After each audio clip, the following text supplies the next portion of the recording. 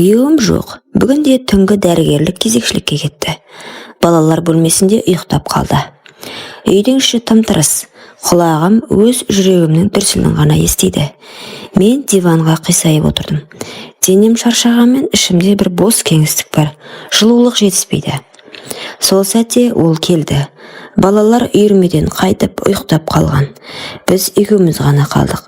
Ол жанымнан үнсіз отырды. Иығыма тисе болды, тұла бойым дір ете қалды. Қарап қоямын, бірақ көзімді тайдырмаймын. Ішімнен жоқ болмайды деймін, бірақ тәнім тыңдамайды. Қолымнан ұстай бергенде бүкіл бойымда бір ыстық ағып өткендей болды. Саусақтарыма жан кіріп, еркімнен тыс оның қолына жабысып қалдым. Жүрегім атша тулап, ернімнен ыстық демім шығып кетті. Ол маған еңкейіп ернімді тапқанда бүкіл дүниені ұмыттым. Еріндер ыстық, қомағай. Тәнім өзіме бағынбай оған қарай ұмтылды. Диванның суық матасы астымда, бірақ үстімде күйдіріп тұрған алақаны. Белімнен төмен сырғып, томпиған жерімді уқалай бастағанда еріксіз ыңырсып жібердім. Өз даусымнан ұялып, бетімді жауып қалғым келді. Бірақ ол ернімді қайтадан тауып, тіпті де тоқтамады. Мен ішімнен жоқ деп айғайладым, бірақ тілімнен шыққан жалғыз сөз ыстық сыбыр ғана. Сол сәтте мен әйел едім. Күнәлі, бірақ тірі. Жаным күйіп, тәнім балқып бара жатты. Құштарлықтың отына еріксіз беріліп, күйеуімді, балаларымды бәрін ұмыттым. Ол ернімді жібермей демімді тартып алды. Жүрегім тоқтап қалғандай, сосын қайта дүрсілдеп бүкіл денеме қан жүгірді. Саусақтары белімнен төмен сырғып, мені өзіне тарта берді. Мен қарсыласқан болдым. Қолыммен кеудемді сипай бастағанда еріксіз ыңқылдап басымды артына шалқайттым. Тәнім өзіне қонақ емес еді. Ол оятып жатқандай. Диванның үстінде біз құшақтасып жатырмыз. Оның ыстық алақаны екі омырауымды басқанда бүкіл денем дірілдеп, көзімнен жас шықты.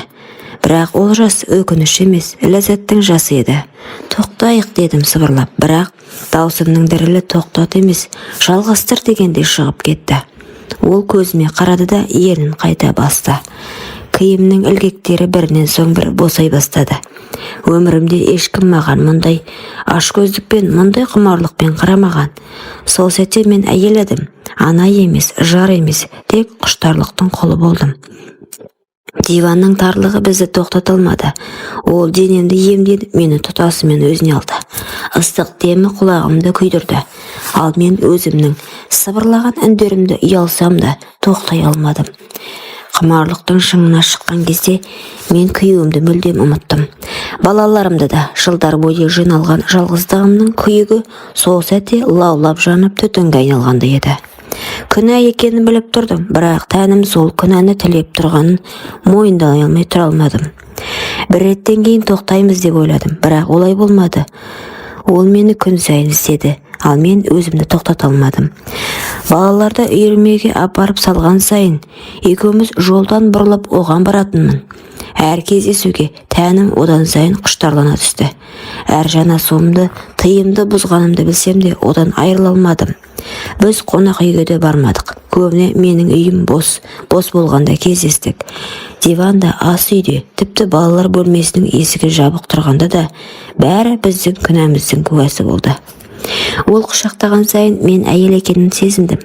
Күйеуіме айта алмаған сырымды, тәнімнің аңсарын түгел соған бердім. Сен күнә жасап жүрсің деп ішімнен мың рет айттым.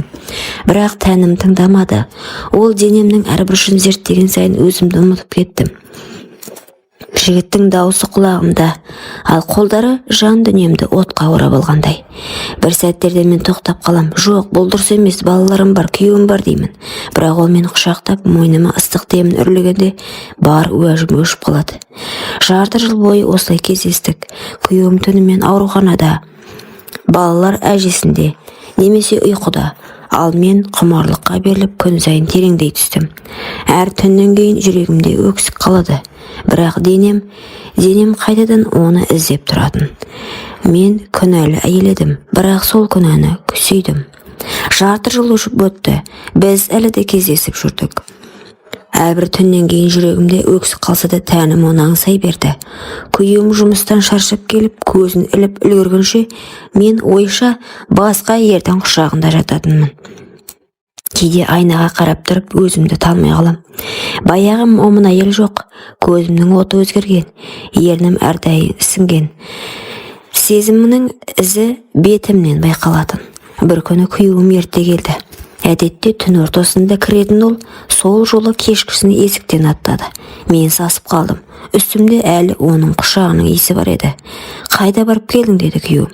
Даусын салқын, бірақ көзінде күдік бар.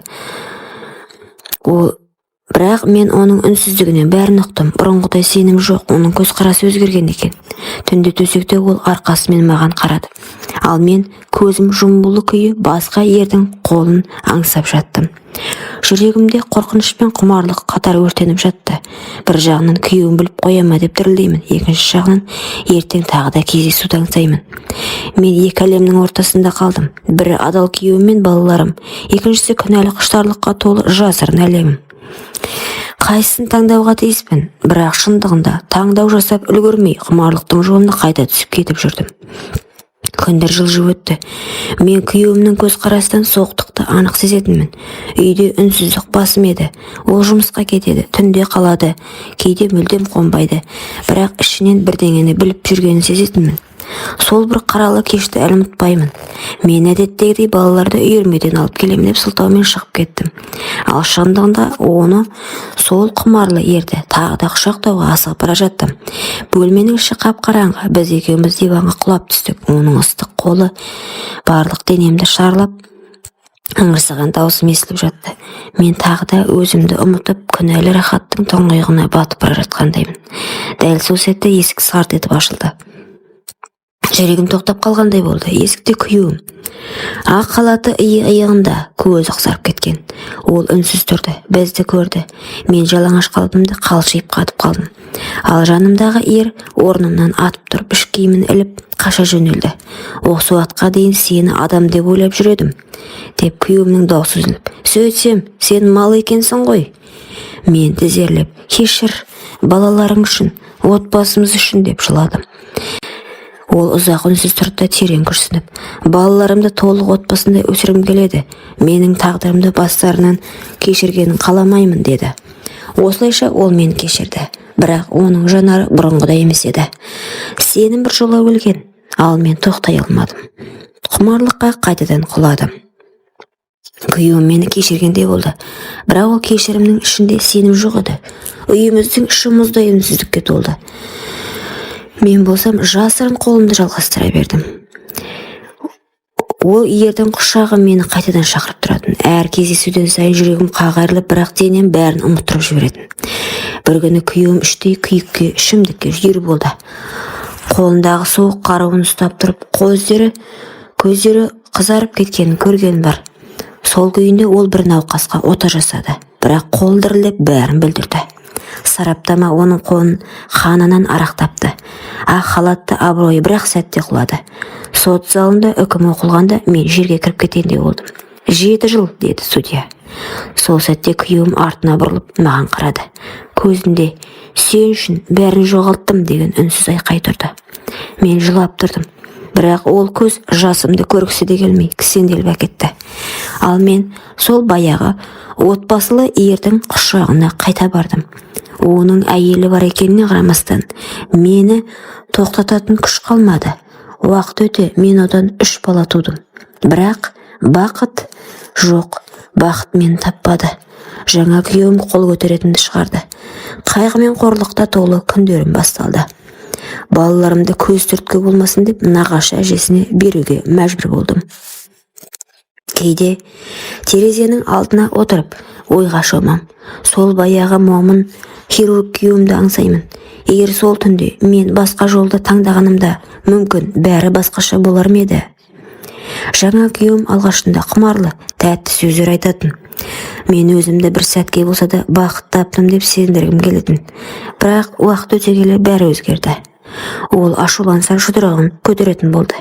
Мен қорқып қалмасам да, балаларымның көзінше қол көтерген сайын жүрегім шымырлайтын. Үйде күлкі емес, айғай басым болды. Мен оған 3 бала сыйладым, бірақ ол үшін бұл да жеткіліксіз еді. Сенімен бірге болу үшін ата-анамды қарсы шығып, бұрынғы әйелімді тастадым. Оның көз жасына қалдым. Жұмыста да береке жоқ, қарызға баттым деді де, ол ызадан булығатын. Соның бәріне мені кінәлі ететін. Түнде жалғыз қалғанда төсекте емес, еденде бүктетіліп ұйықтап қалатын кездерім көп болды. Жаңа күйеуім ішіп келіп боқтап қайтадан қол көтеретін. Кейде терезенің алдында ұзақ отырып, өткеніме оралуға болмайтынын біле тұра, соны аңсай беретінмін. Бұрынғы күйеуімнің қолы суық болса да, ол ешқашан маған қол көтермеген еді. Өміріме көз жүгіртсем, бір сәттік құмарлық үшін бәрін қиратқан екенмін. Мен әйел ретінде жеңілдім, ана ретінде күнә жасадым. Таң атты, бірақ менің жанымдағы түнек ешқашан сейілер емес еді. Ой салар үндеу, қолдағы барды аялайық. Құрметті оқырман, өмірден алынған шынайы оқиғаларды тыңдағыңыз келсе, менің арнама тіркеліп, лайк, комментарий жазып қолдап кетіңіздер. Келесі кездескенше.